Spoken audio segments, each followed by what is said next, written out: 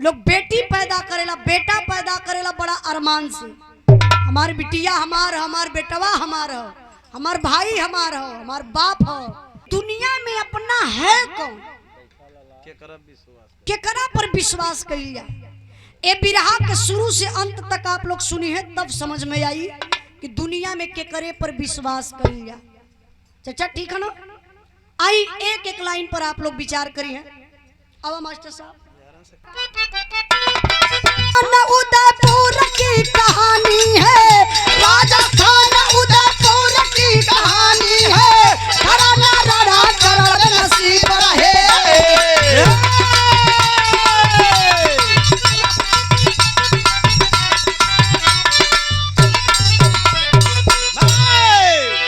सौ रुपये ऊपर कर दिया हल्का से। आशीष पाल चाचा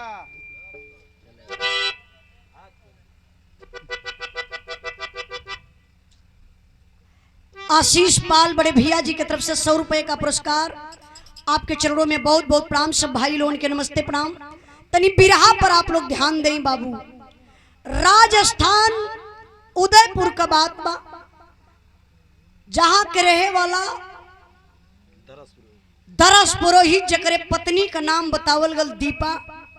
भगवान दूगो संतान दिले हुए, एक बड़ी बिटिया मंजुला, छोट बेटवा है जौने का नाम बा मनोज। परिवार में दिक्कत का बा, गरीबी चरम सीमा पर बा। दरस पुरोहित दिन भर मजदूरी करे, शाम का जवन कुछ पावे पैसा रुपया, वही से बाबू अपने परिवार का जीविका चलावत रहलन। धीरे धीरे घर में बिटिया मंजुला सयान हो गई। अभी दरस पुरोहित के चिंता पकड़ लहलस। घर में बिटिया सयान हो गई, कहा जला कि चाहे अमीर का बिटिया हो चाहे गरीबे का बिटिया हो, सबकर इज्जत एक समान होला। इना की अमीरे का बिटिया तो कर इज्जत है, गरीबे का तो कर इज्जत है ना, नहीं। चाहे कोई का बेटी हो, इज्जत सबकर एक समान होती है बाबू। दरस पुरोहित सोचलन कि बिटिया का ब्याह कर दे, और सही भी बा। टाइम से बेटी बेटा का समय से अगर ब्याह शादी हो जाला तो सबसे बड़ा पुण्य मतारी बाप के मिलेला। तो दरस पुरोहित गरीब हवे, लेकिन हिम्मत ना हारत हवे, अपने बिटिया का शादी तय कर हले। कहाँ तय कैलन? वही जिला अलवर में, राजस्थान में एक जिला अलवर हो, वही जिला अलवर में शादी तय कैलन। शादी का डेट एकदम कपारे पर आ गल। दरस पुरोहित के खर्चा खाए भर के अटते न बा, तो बेचारू शादी कहाँ से करी है? दिमाग लगौलन, कुछ लोगन से उधार पैसा रुपया लेके अपने बिटिया का शादी पार कर दहलन। बिटिया का ब्याह कैलन। बिटिया अपने ससुरारे जाए के अपने ससुराल में अपन जिंदगी बितावत बा। यहाँ धीरे धीरे समय बीतल। अब कर्जवान दुआरी पर आवे लगलन, जे भाई कर्जा देले बा मंगबे करी। तो कर्जा आई के लोग मांगे। दरस पुरोहित आजकल कैले होवे तो लोग गाली गलौज देवे लगलन, दुआरी पर आई के बेइज्जत करे लगलन, उल्टा सीधा बोले लगलन। दरस पुरोहित के दिल में बाबू ये बात जगह बना ललस। चोट लग गई बात का। कहला कि कहाँ से कर्जा चुकाई, दुआरी पर आई के रोज लोग हमके उल्टा सीधा कही के जात बा, हम करी तो करी का। अब उनके चिंता पकड़ ललस। बिरहा के सुने वाले भाई आप लोग ध्यान दीजिएगा, जिंदगी में कभी भी चिंता आप लोग मत करिएगा। चिंता चिता के समान बा। जिस दिन से आप चिंता करना शुरू कर दिए, उसी दिन से आप समझ जाइए कि आप चिता पर लेट गए। चिंता ना करके आप लोग परिश्रम करिएगा। परिश्रम करेंगे, मेहनत करेंगे तो हल निकलेगा। चिंता करेंगे तो हल निकलने वाला नहीं है। अब दरस पुरोहित चिंता कर लगल, खाना पानी छूटे लगल। धीरे धीरे बाबू तबीयत खराब होके लगल। एक दिन का बात बा, दरस पुरोहित के पेट में दर्द बा, सीना में दर्द बा, सर में चक्कर आवत बा। उठ के चारपाई पर बैठल, अपने दुल्हन दीपा का ये कलाई पकड़ल, अपने छाती पे इसे धई के रोवे शुरू कैलन। देखा मर्द कहा जला कि मर्द है, मर्द को दर्द नहीं होता, लेकिन हम कहिला कि मर्दों लोगन के दर्द होला, लेकिन अपने दिल का बात मर्द केहू से कह ना पावे। आप हार्ट अटैक का बीमारी देखो तो ये मम्मा सबसे ज्यादा मर्दन में पावल जाली। काहे? मेहरारू हई तो अपन दिल का बात रोई के गरियाई के झगड़ा कई के निकाल देनी, लेकिन मर्द बेचारा अंदर खुमुस के रह जाला। पति पत्नी में कबो कबो झगड़ा हो जाला, देखा मेहरारू हो तो रो दे, जाए के लड़ाई अपने देवरान से कैले, जेठान से कैले, पड़ोसी से कैले, हाँ कुछ ना करे तो जहर खा के मरी जाए। लेकिन मर्द बेचारा मेहरारू से झगड़ा भइल बा, दिन भर डिस्टर्ब रही, हमारे शर्म के मल्ले के उसे कहू ना पाई। यही बात होती है। लेकिन हम आप लोगों की आज अपने बिरहा के माध्यम से कहबे, जितना लोग ही जिंदगी में एकाक दोस्त ऐसन बना लेवल कैनी मन के बात जरूर, जौन अपने दिल का बात उसे कह सके, और वो दोगला दोस्त ना हो। जैसे ही है। हाँ, चच्चा वफादार दोस्त हो कि आप अपने दिल का बात कहा तो केहू से कहे ना, अपने दिल का बात कह देबा तो हल्का हो जाइबा। लेकिन दरस पुरोहित के दिल का बात जो दिले में रह गई, हाथ ऐसे दुल्हन के अपने पकड़ के कलेजा पे धई के रोवे शुरू कैलन। यही जगलाइन तर्ज लगल मास्टर साहब।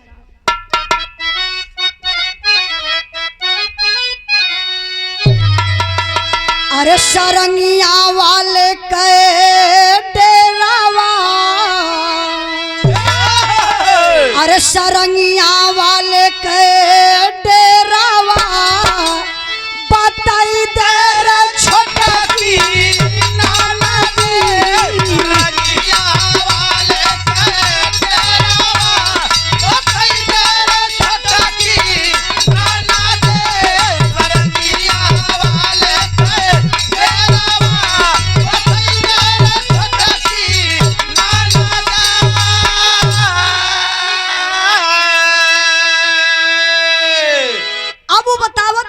के का कहलन भाई हो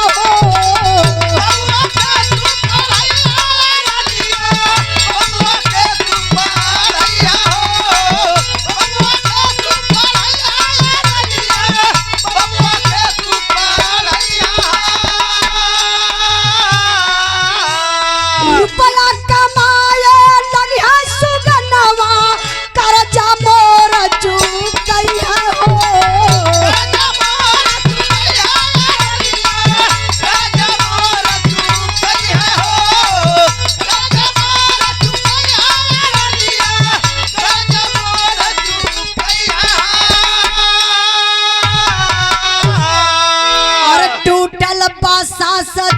दरस पुरोहित रोवत हुआ कहले कि मंजुला कमाई हमरे जिंदगी का भरोसा ना बा, जब है ना हम दुनिया छोड़ के चल बसी।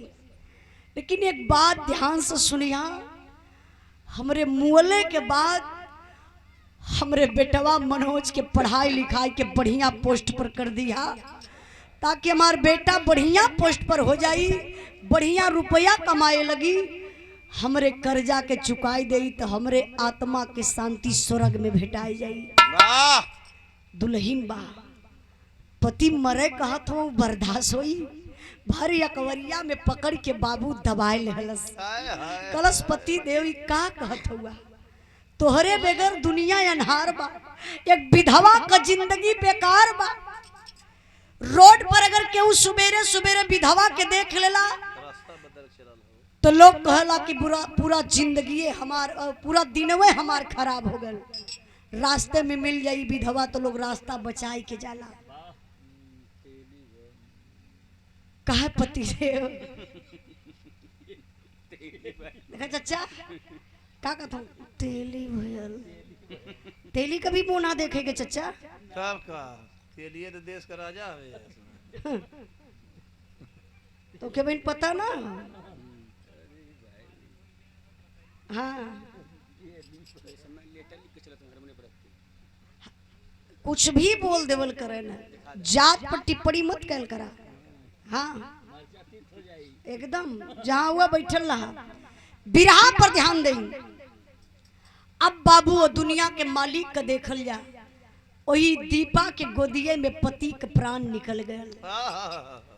लाश रख के माई बेटा रोवत हुआ, लेकिन दुनिया का रीत रिवाज है, जो आया है उसको जाना है। अब लोग ले जाए के लाश का अंतिम संस्कार कर दलन। काम क्रिया बीत गई, लेकिन माई बा ओके बार बार बतियाई बेधत बा कि हमारे पति देव वह वक्त हमसे एक करार करके गईलन, जौने समय दुनिया छोड़ के गईलन, तो कहलन कि हमारे मुअला के बाद हमारे बेटवा के पढ़ाई लिखाई के बढ़िया पोस्ट पर कर दिया, ताकि हमारे रुपए हमारे कर्जा के चुकाई दे, हमारे आत्मा के शांति स्वर्ग में भेटाई जाए।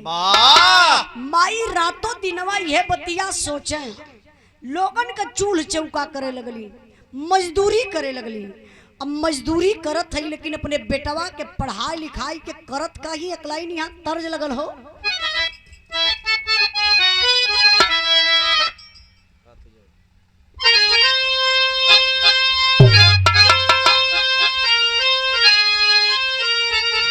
अरे हाथ जोरा बिनती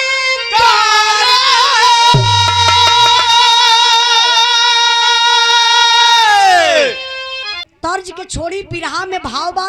अच्छा ये बीर रस का भाव बा। एक लाइन में आनंद पूरा आपके मिल जाई। आवा मास्टर साहब।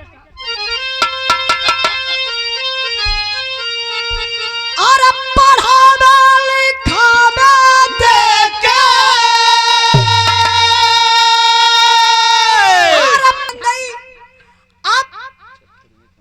माई पढ़ाई लिखाई के अपने बेटवा के फौजी जवान बनौली। ड्यूटी कहाँ लगल बा? जहाँ हिंदुस्तान पाकिस्तान का बॉर्डर बा। जवान ड्यूटी पर तैनात, कभी टाइम से छुट्टी ना मिलत रहल, लेकिन एदा पारी बहुत बढ़िया टाइम पर छुट्टी मिलल। सामने रक्षाबंधन का त्योहार बा। फौजी जवान छुट्टी लेके अइलन कहाँ? यही दिल्ली स्टेशन पर।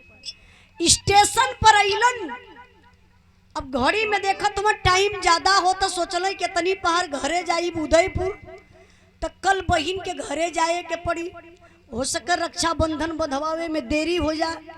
एक काम करत हिला, इतनी पहाड़ बहिन के घरे चलबे, रात बिताई, सुबेरे का राखी बधवाए के शाम तक वापस घरे लौट जाई। यह सोच के भाई एक रिजर्व कार कैलस, अपने बहिन के घर के तरफ चलल बा। लेकिन ए बाबू, वहार बहनिया भी घरे सोचत हो कि बारे भैया घरे मनोज कल रक्षाबंधन का त्योहार बा। हमेशा तय कुछ न कुछ बहाना लगाए देले। हर बहन अपने भाई के कलाई में राखी बधिए, आई तोर बहन फिरेदा पारी इंतजार करी। तब ले बाबू हनहनात का दुआरे कार आए गई। बहनिया घर में से देखलस, कलस कहो दुआरे पर कार। अब तब ले कार का गेट खुलल, तो कार के गेट कार में से निकलल फौजी जवान। बहनिया पहचान गई, कल रे रे रे रे रे रे रे रे इ तो हमार भैया मनोज हुए। गईल बहनिया भैया के भरी अकवारी पकड़लस। अकवारी में पकड़ के कैलस का मास्टर साहब,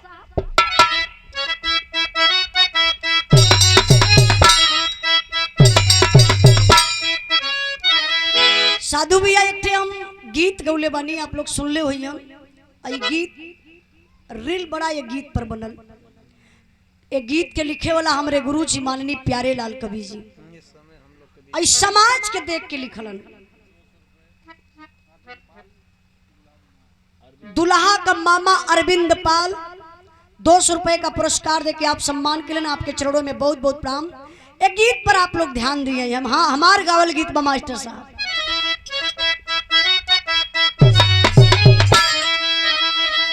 नसवा में पियवा मोर मातल रे, हर मातल रे, दरुआ पी के पागल। आज इतना दिन के बाद हमारी याद आई है। आज तू ख्याल कैला है, आज हम दिल से याद भी करत रही है। भैया कहला कि रे बहिन दिल से याद कला तो भगवान कौनो ना कौने रूप में प्रकट हो जाइए, इंसान का कौन बात है। चला आई गई यदा पारी बढ़िया से रक्षाबंधन का त्योहार मनावल जाई। ले के बाबू घरवा में गई, वही चरपैया पर बैठावत के मिठा पानी देत बा। अब भैया के हथवा में सूटकेस बा।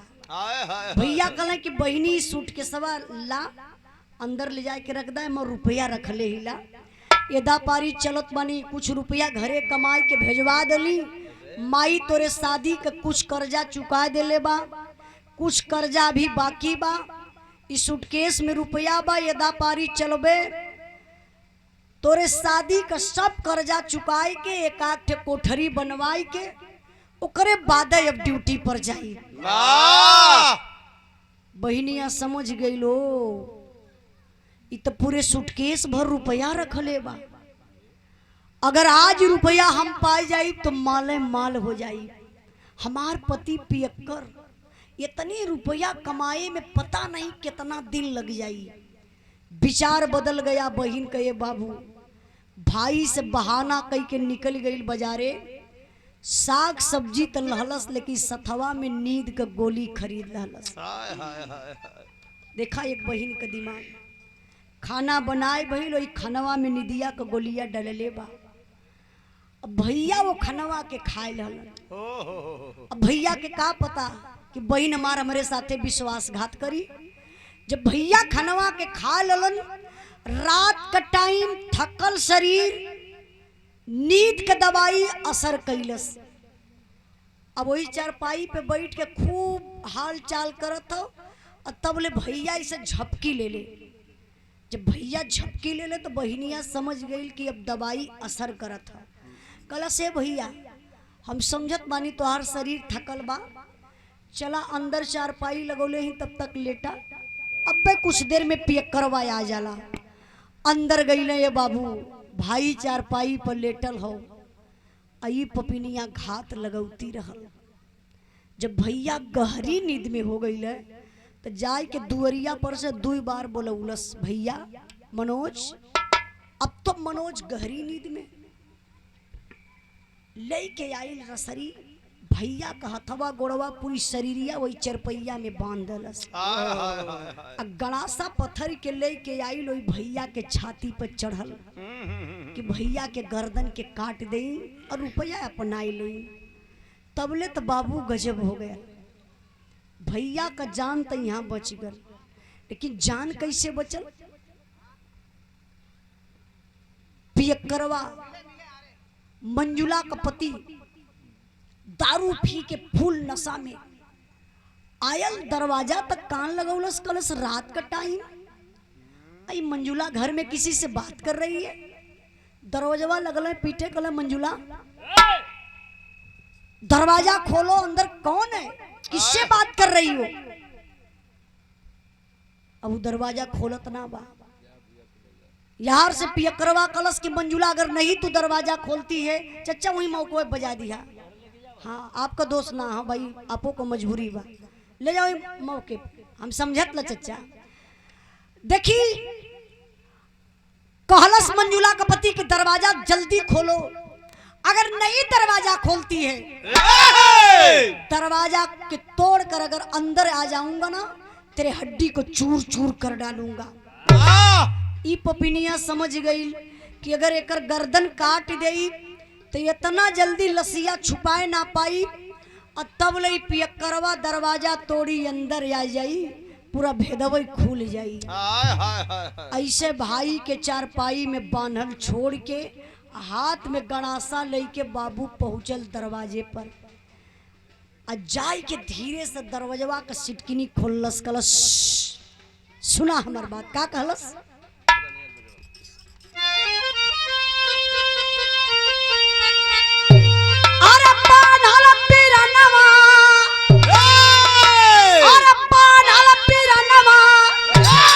छोड़ा पपिनिया हो दगा मर देश कई, पपिनिया हो दगा मर देश कई, पपिनिया हो दगा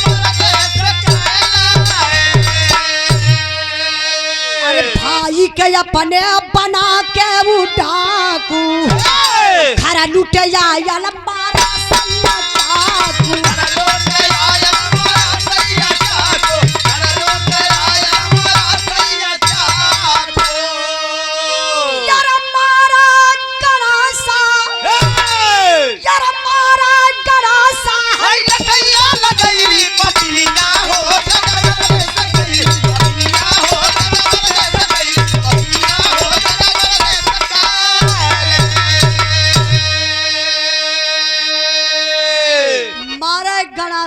नटई लगैली पपिनिया हो दगा मर्दे से कैली। ई पपिनिया दरवाजा खोलस कलश के एकदम चुप रहा। सवेरे 9 बजे का निकलेला, शाम 10 बजे का वेला।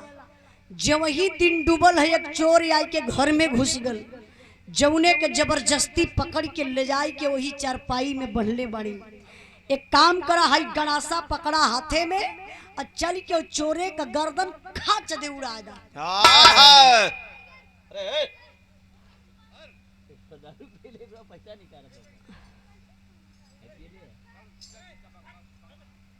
जा बाबू घरे चल जा। ए लल्ला जा घरे सुता है बेटा।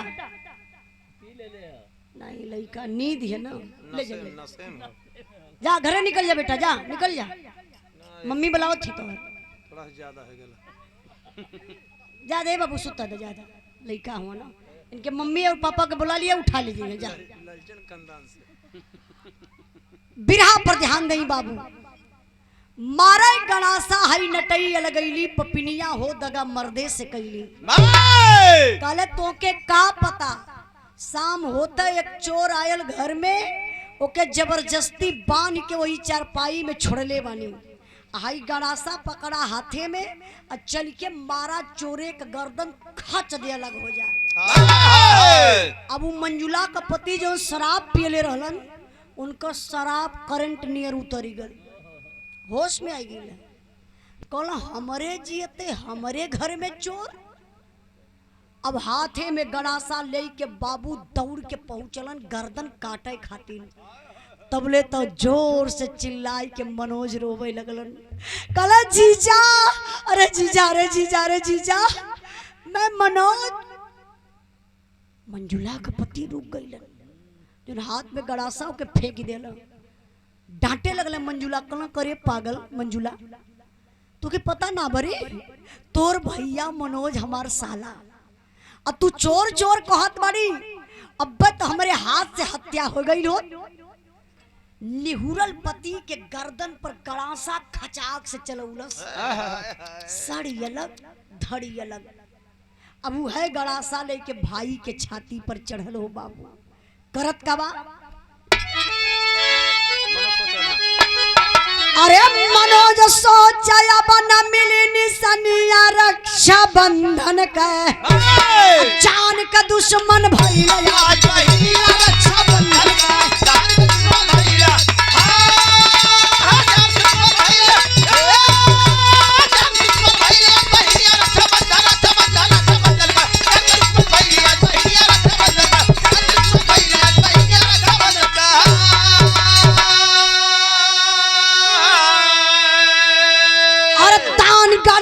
भाई के गर्दन पर दिया चलाई हो, छटपटाई के शांत भइले, तनिक दर्द न आई हो। अरे पाई के तोह बिहसा नीचे पपिनिया रक्षा बंधन के, अब बन के रहा बदौलत मलकिया रक्षा बंधन के।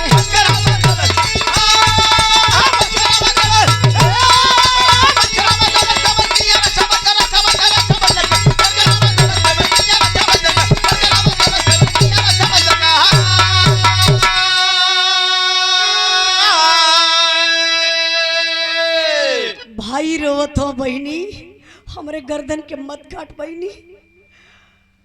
माई हमई के तोके देख के जियत रहल।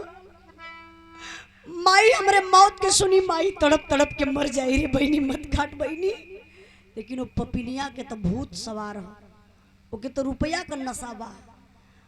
बैठ के छाती पर भैया के भी गर्दन के काट देहलस। अब जाए के रुपया खूब बढ़िया से निहारत बा, सोचत बा कि पूरे गांव में सबसे ज्यादा हम अमीर बानी।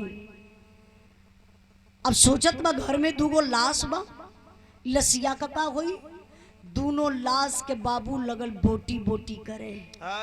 ओकर हिम्मत देखा, बोटी बोटी लसिया के कई के बोरा में रख के जहां मनोज के चरपैया लगल लाल वही घरवई में गड्ढा खोद के लसिया तोपी देहलस। अब कोई ना जान पाई कि घर में लाश गाड़ल बा। अब कैलस का आराम से रुपया लेके आराम करत हो।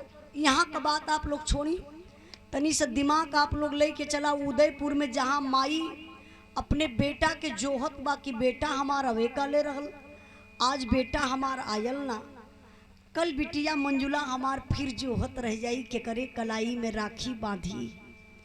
माई के का पता कि बिटिया हमार कांड कई चुकल। रात बा माई खाए पी के सूतल बा, ओई सुतला में माई एगो सपना देख लहलस। कहल जाला कि कभी कभा सपना सत्य हो जाला चच्चा। सपना माई का देखलस,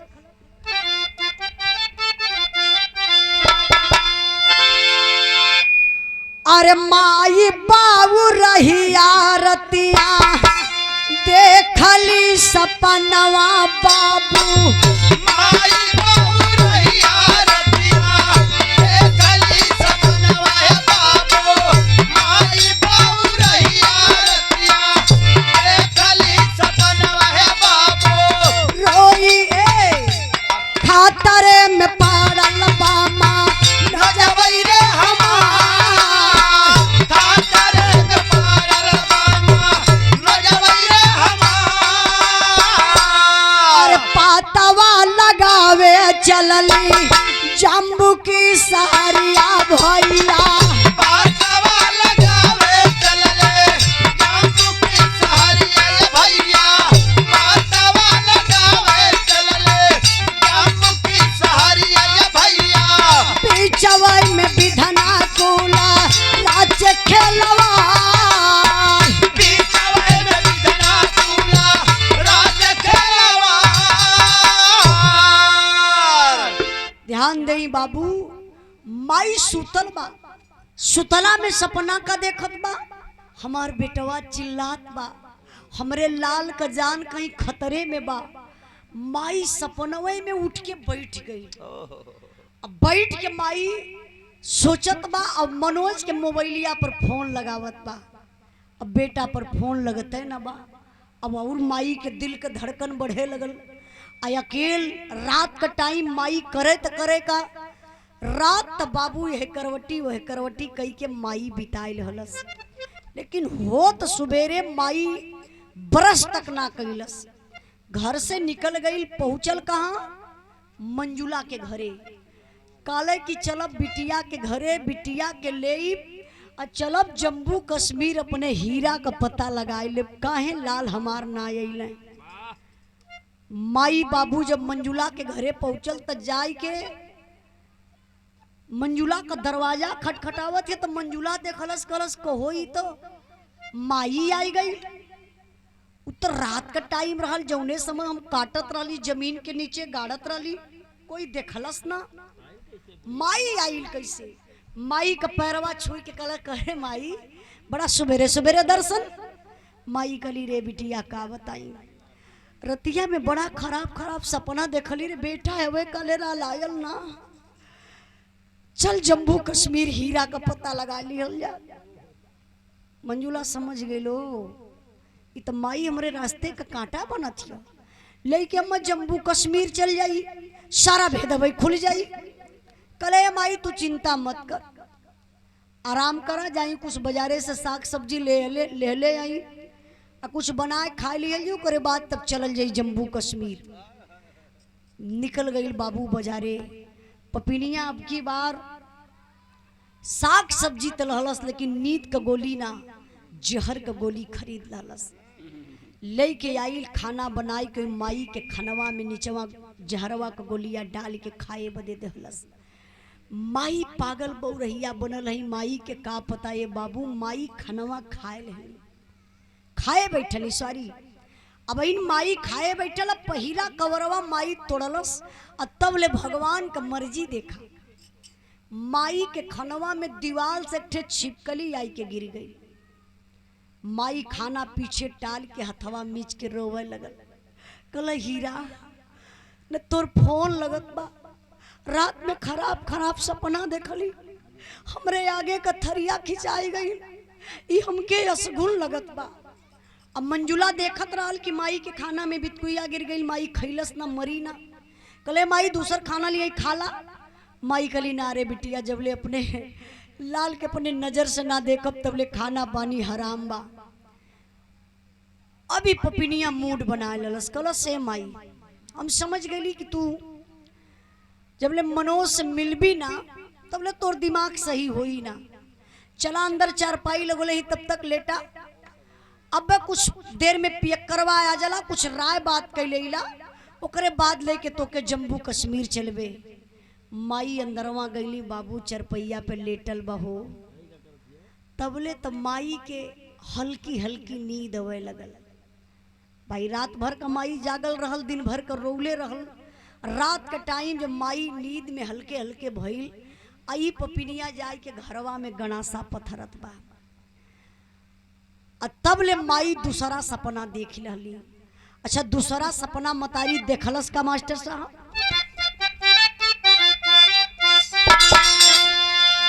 अरे दूसरा सपनवा माई देख रातिया में बाबू।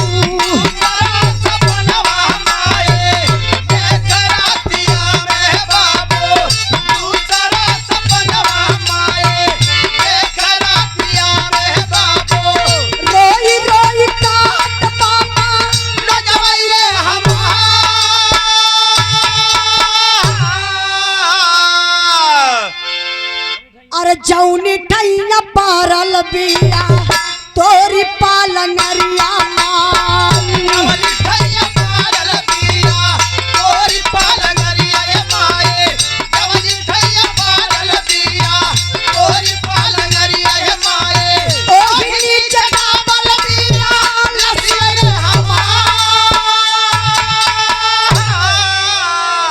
अरे सांघवा में पानी हमारे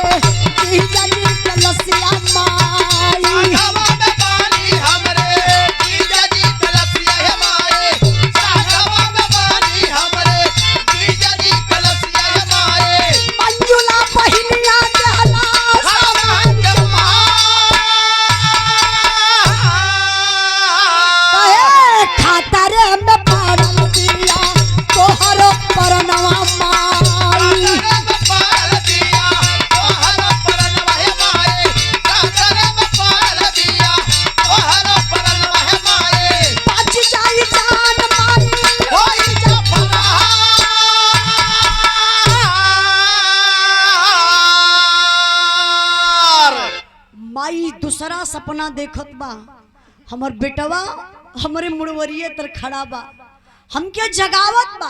के माई उठा माई, तो के पता ना बा जौने चरपैया के नीचवा सूतल हो ना, वही नीचवा हमार लाश गाड़ल बा। हमरे ना हो माई, हमरे साथे साथे जीजा का भी लाश बा। बहिन मंजुला बोटी बोटी काट के यही जमीन के नीचे गड़ले बा। माई उठ जा जल्दी से। अंदर बहिन गड़ासा पथरत बयाई तयल हरे परान तोहर ले लई हो माई। माई जोर से चिहुकल, उठ के चारपाई पर बैठल। तो माई के ही लगत बा कि हमार बेटुआ यही घरवे में बा। तो धीरे धीरे माई का रोआ एकदम भरभरायल बा, कांपत अंदर से, लेकिन धीरे धीरे बोलत बा, बेटा मनोज, अरे कहाँ है रे पगला, काली से हमके तब पागल बनौले, एक बार फिर बोल। माई कहो अब हम तो के खोज लेबे, लेकिन मनोज रहे तब ना बाबू। माई चारपाई से नीचे उतर के शंका देखत बा, शंका मिटावल चाहत बा। तो देखत बा मिट्टी गिलबा दलदल करत, आधा घर लीपल है, आधा ओइसे बाकी बा। अब माई के शंका बढ़े लगल। तो धीरे से गोड़ दबाई के माई गई वही दिवाली के पास एड़ी उठाई के, एक जो ईटा ना निकालल जाला देवलिया में से, मुक्का के बोलल जाला, अब यार का बोला जला आप लोग बताइए, मुक्का बोला जला। वही मुक्का में से माई एड़िया उठाई कैसे देखलस तो देखत बा बिटिया सही में गणासा पथरत बा। अब तब माई एकदम पागल हो गई कि अब करी का, जान बच्ची कैसे बिटिया हो, हल्ला भी कह दे तो ठीक ना बा, ना हल्ला करब तो गर्दन आई के काट दे बिटिया। माई वही घर वही में पगलाई के दौड़त बा। तबले देखा संजोग ये बाबू माई का हथवा इसे खिड़किया पर गयल, और खिड़की रहल खुलल, तबले दरवाजा खुल गयल। शायद वो बंद रहत तो माई के लिए दिक्कत हो। दरवाजा जब खुलल, अब माई खिड़की के रास्ते से निकल के भागत बा। आई पपिनिया ले के गणासा आइल, वही चरपाई पे छौक के चढ़त बा कि मारब एक बार में गर्दन खचाक से उड़ा देवे। तब ले तो देखलस कि चारपाई पर माई हईबे ने करे नदारत।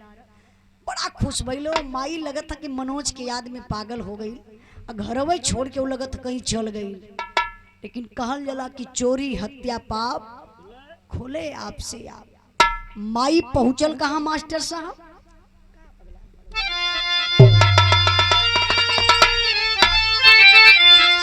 अरे थाने पर पटिया लिखावा लगली, अपने सपना वाली पटिया बतावत पगली।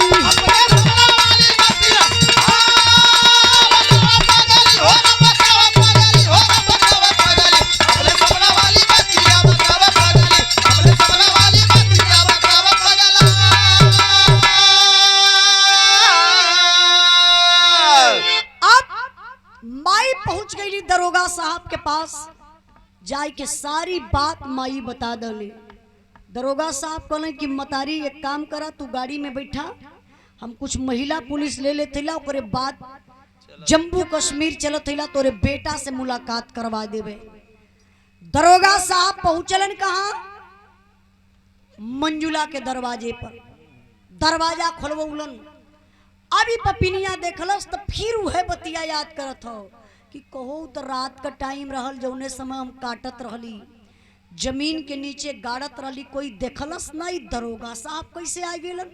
और महिला पुलिस दिमाग लगौलस, हथवा जोड़ के बिना पूछले बनावटी लगल बोले, कहले साहब हमरे पति जे कोनो गलती कैले हुआ का?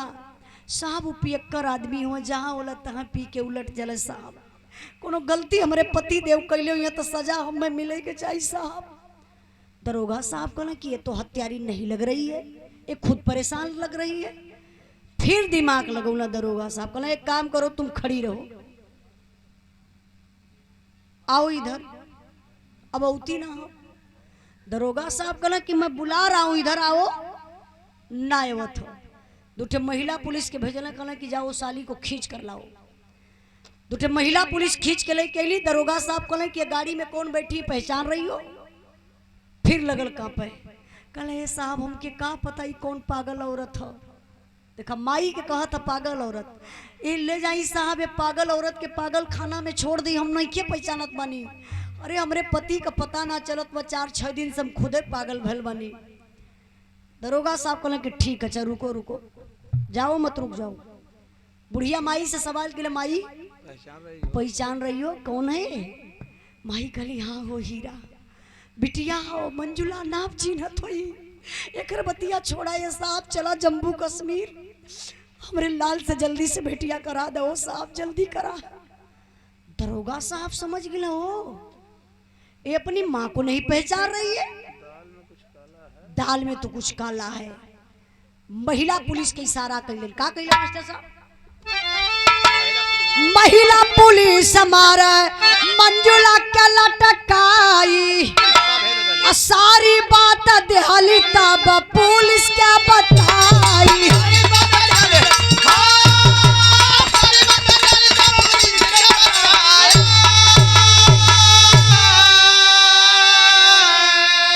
अरे नसिया पकड़ा के सुसुकावा लगली, अपने सपना वाली बतिया बतावत पगली।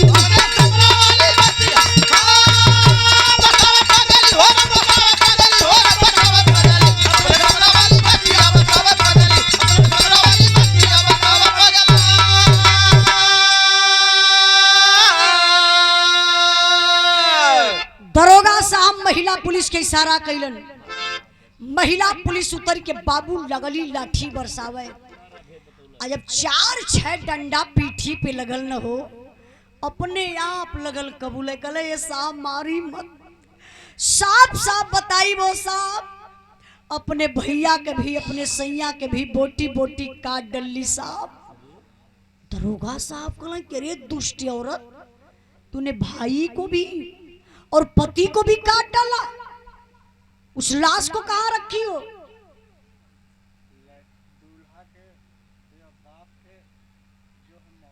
अच्छा, आज के नौसा बादशाह जी दुल्हे राजा जी के पिताजी के आप मौसा जी हैं। मौसा की तरफ से 100 रुपए का पुरस्कार बिरहा के भाव पर आपके चरणों में बहुत बहुत प्रणाम। ध्यान दें बाबू। दरोगा साहब कहे कि साली, तूने पैसे के लालच में आकर के पति को और भाई को काट डाला, लाश को कहाँ रखी हो? कल साहब चला अंदरवा, वही दिखावत बानी। प्रशासन के लोग, महिला पुलिस, गांव के सम्मानित प्रधान, आगे आगे गई पपिनिया वही चारपाई के लगे खड़ी हो गई। कल साहब यही जगह गड्ढा खोद के तोपले ही, यही चरपैया के हटाए के गड्ढा खोदी, तबले दरोगा साहब खींच के मरलन एक तमाचा। कल साली, तुम्हारे बाप का मैं नौकर हूँ? जब तू काट रही थी, जमीन के नीचे गाड़ रही थी, क्या मुझे बुलाई थी, मुझे बताई थी? यह गर्दनिया पकड़ के दरोगा साहब ठेलले वही चारपाई के नीचे। कहला जल्दी से तुम अपने हाथ से गड्ढा खोदो। हटाई के चारपाई है बाबू, जब गड्ढा खोदलस हो तो दोनों लाश बरामद भई, भाई कभी और पति कभी। जब लाश मिल गई तब दरोगा साहब एगो काम फिर कैलन का, ऐसा नारी ऊपर आज थूकेला जमाना, नहीं हर सासुर खा के कहवा पैया उठे खाना।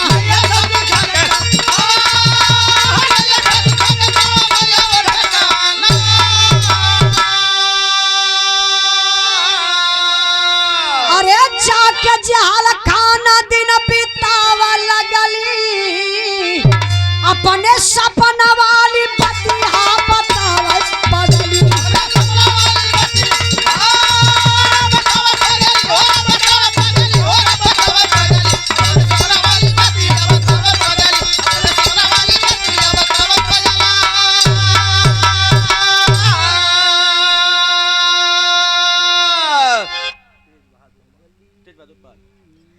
तेज बहादुर पाल चाचा जी की तरफ से पुनः दूसरा पुरस्कार 100 रुपए का पुरस्कार देके सम्मान के लिए आपके चरणों में बहुत बहुत प्रणाम, आशीर्वाद कचा रही।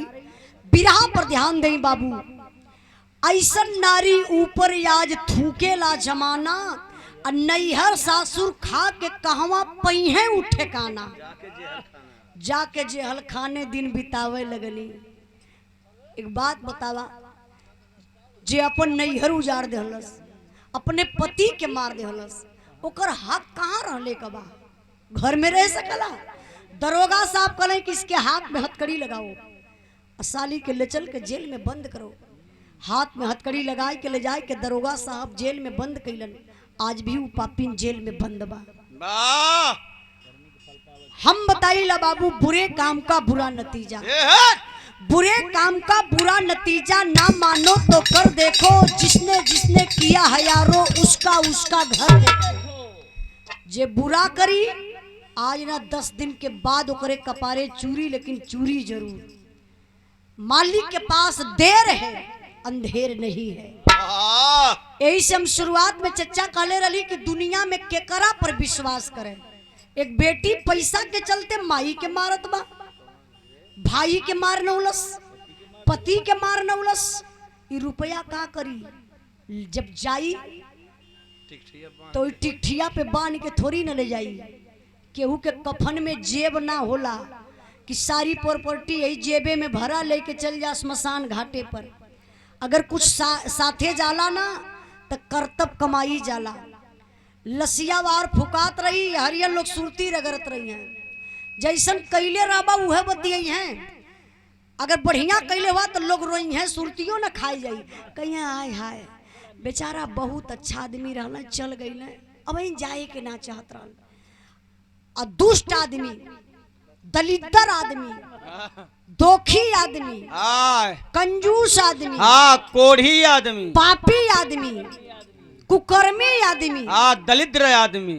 अगर चच्चा ऐसा लोग मर गई ना, बेईमान बेईमानो, अगर ऐसा आदमी मर गई तो लोग श्मशान घटवा पे से सुरतिया रगड़त गया, सरवा जरतो ना जल्दी जियत तो परेशान कई रही रहल है, मोले के बादो देखा जरे में 4 घंटा लेता, समय बहुत ज्यादा लग गया। हाँ लोग गरियावल, यही लिए हम आप लोगों से हाथ जोड़ के ये रिक्वेस्ट करबे, जिंदगी में अगर ये मनुष्य का तन मिलल हो तो लोग नेक काम करिए, इस जिंदगी को सार्थक बनाइए।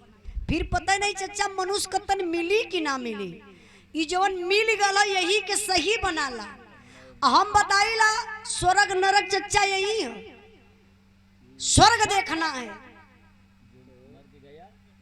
जो मर कर गया वो कभी वापस नहीं आया। स्वर्ग में जिंदा जा नहीं सकता। कहा जाता है कि स्वर्ग में न जिंदा जा सकला न मुर्दा, लेकिन अगर आप लोगन के जिंदगी देखे के बाद कि स्वर्ग का जिंदगी नरक का जिंदगी का होले, नरक का जिंदगी देखे के हो, ते समय हमहन के भइल है। नरक का जिंदगी देखे के तो जाए के हॉस्पिटल में देखा, जेल में जाए के देखा कि लोगन का दिन कैसे कैसे कटला, एक एक दिन बितावे खातिर बड़ा मुश्किल लोगन के हो जाला। इसलिए बाबू मैं आप लोगों से हाथ जोड़ करके निवेदन फिर कर रही हूँ, कभी भी गलत काम करने से पहले 100 बार सोचिए, 100 बार सोचिए, बार बार सोचिए, फिर उसके बाद आपका कदम 10 कदम पीछे हट जाएगा। कभी भी गुस्सा में लालच में पड़ के कोनो गलत कदम आप लोग मत उठावल जाई, नहीं तो जिंदगी भर पछतायल जाई। गुस्सा शैतान हो, आई गलत काम कराए के चल जाई, जिंदगी जेले में बीती। लालच वह चीज होला, लालच भी बहुत बुरा चीज है चच्चा। जिंदगी में जो इंसान सिर्फ लालच को छोड़ दिया, तो 9 दिन के नवरातम भूखले कौनो जरूरत ना है। हाँ कौनो तीर्थ धाम मत करा, खाली अपन चरित्र साफ रखा, हमेशा आपको विजय हुई। साधु भैया हाँ, नहीं तो कुकर्मी आदमी हम, ये तो भोगत है। देखा हारमोनिया बजावत हम तो अगर हम अपन दिमाग न लगाई तो हम फेचकुर फेंक के मर जाइए ही। चच्चा एक दिन नहू का मर्डर होई, मंचवा पे होई, आई ये तैयार है, पट्टा तैयार है, कहा था कि एक दिन इनका कपड़ा फाड़ब। अरे लेटर लिख के रखो हारमोनियम पे, देख ला पहले। चाचा कुछ लेटर लिख के हारमोनिया पे लेके चलत हो, नहीं हम आज दिखाई बाज पब्लिक देखा। चाचा देख ला, अच्छा ये कुकर्मी आदमी ना हम बुढ़ाई में लेटर लिख के चली है, लेटर के जमाना पहले रहा, तू दिखावा ना पहले हम चोरावत हो, कुछ तो साधु भैया दाल में काला हो। अरे भैया मांगत ला देता ना हुआ, छोड़ ला था मुरन के छोड़ ला, इंद्राज भाई छोड़ के कान दे दिखा दे पब्लिक के, काहे चच्चा का तो हम दिखा दे बाद में, लेकिन दिखा दे फोटो कॉपी करा के धली है तब ई डरा था कि कहीं उजाला सबके ना दिखाई दे कि हम ऐसा इंसान है ला। अच्छा काम करा मास्टर साहब, स्वर्ग में जाइबा अच्छा स्थान मिली। आवा बिरहा के आखिरी लाइन बा, यहाँ पे बंद रही है।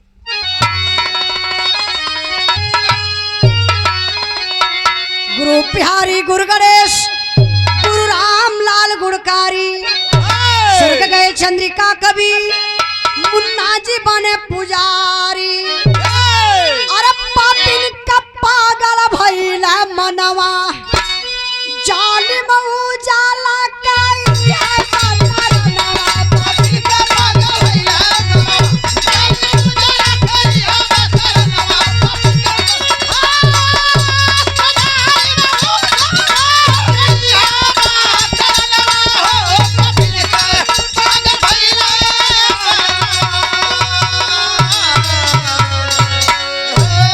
बहुत बहुत धन्यवाद।